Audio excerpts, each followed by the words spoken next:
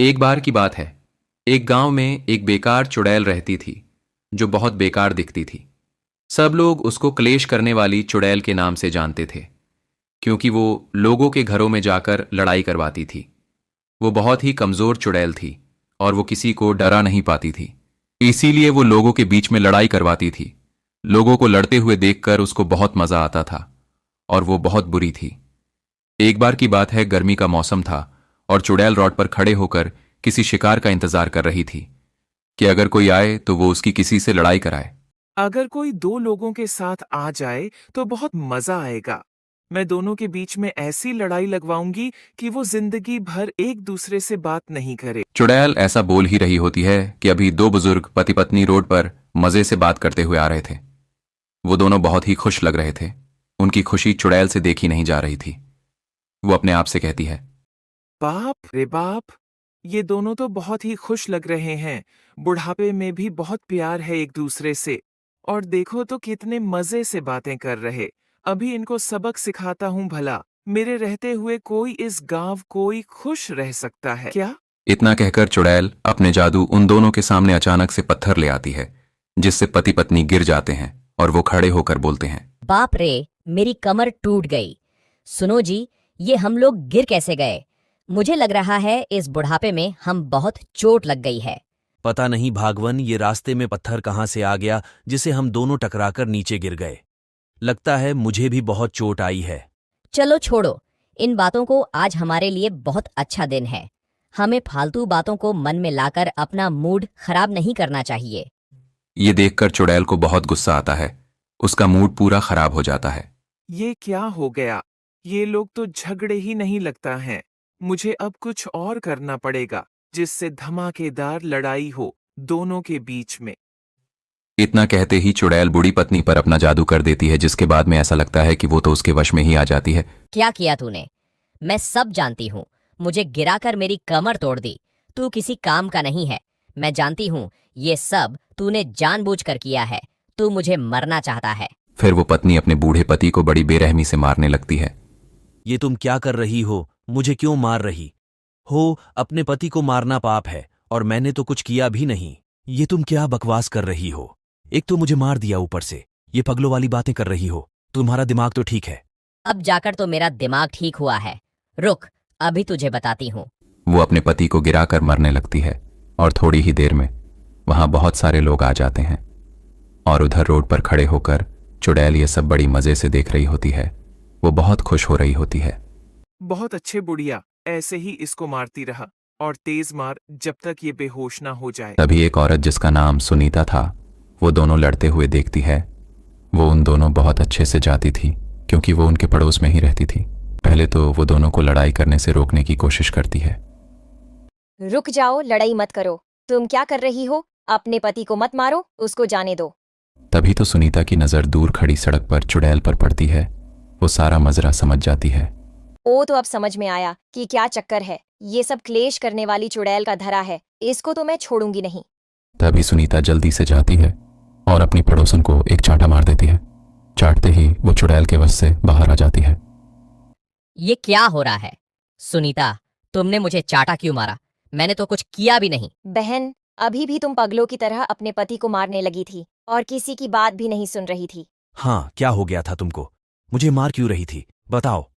मैं बताई हूँ भाई, ये सब इस कलेशी चुड़ैल का किया धरा है। उसी ने जादू करके आप दोनों की लड़ाई करवा दी। सब लोग दूर खड़ी सड़क पर चुड़ैल को देखते हैं। सब मैंने ही क्या? मुझे तो बहुत मजा आया और अब मुझे देखने से क्या फायदा? अब तो बहुत देर हो चुकी है। सब लोगों को चुड़ैल के ऊपर बहुत गुस्सा आता है, लेकिन तभी चुड़ैल वहां से गायब हो जाती है। वो चुड़ैल चली गई, वरना उसको अभी सबक सिखाता।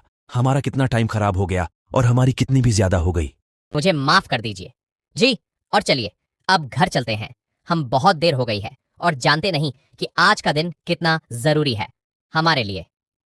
वो दोनों अपने घर चले जाते हैं। सुनीता भी अपने घर चली जाती है। दोनों पति पत्नी अपने घर में आपस में बात करते हुए। चलिए जी, अच्छा है कि हमने अपने बेटे लालू और अपनी बहू रीना को यहाँ गांव नहीं बुलाया और हम खुद ही उनसे शहर उनसे मिलने जा रहे हैं। हाँ, तुम सही हो। वो कलेशी चुड़ैल बहुत खतरनाक है।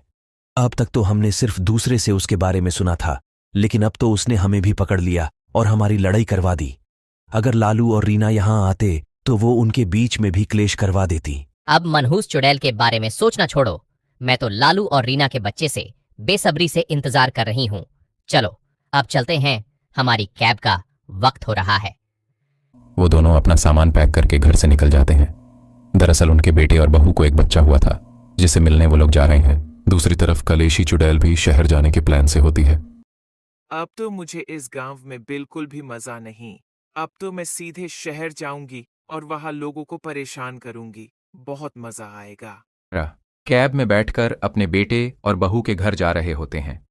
वो लोग जैसे ही अपने बेटे और बहू के घर पहुंचते हैं, वहां उनकी बहू उन्हें कहती है, मम्मी पापा आए हैं, आपका स्वागत है लालू जी। तो ऑफिस के जरूरी काम से बाहर गए हैं, जब तक वहां आएंगे तब तक मैं आपके लिए खाना लगा देती हूँ। आइए खाना खाइए। अरे नहीं बहू, खाना वाना तो होता रहेगा, तुम आराम करो। अभी तो सबसे पहले हमन, तुम अपने बच्चे यानी हमारे पोते से मिलाओ। कहाँ है वह, मुझे उससे मिलाना है। उधर लालू ऑफिस से अपने कार से लौट रहा था। अरे यार क्या हो गया, आज तो बहुत देर हो गई। अब तक तो मम्मी पापा भी घर आ गए होंगे।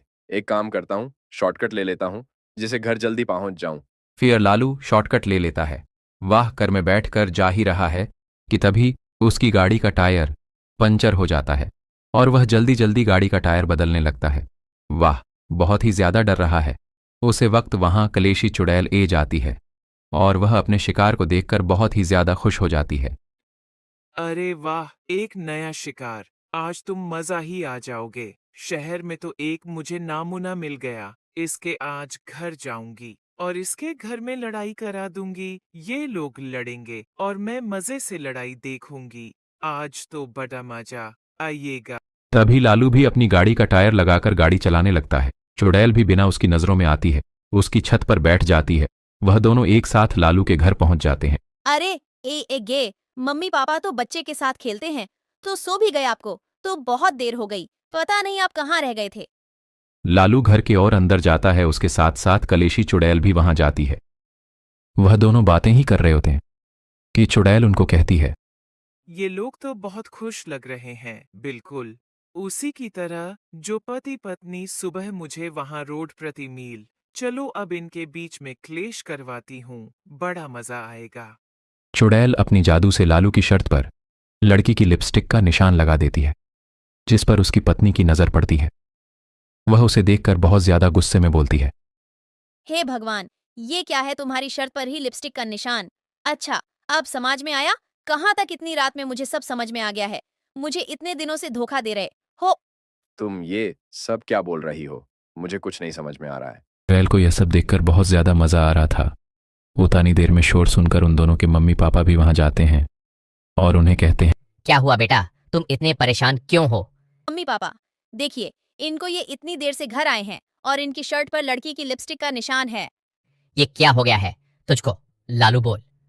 जब तक लालू कुछ बोल पाता तब तक उसकी मम्मी की नजर वहां खड़ी दूर उसे चुड़ैल पर पड़ती है। वह समझ जाती है कि यह सब उसकी का किया धारा है।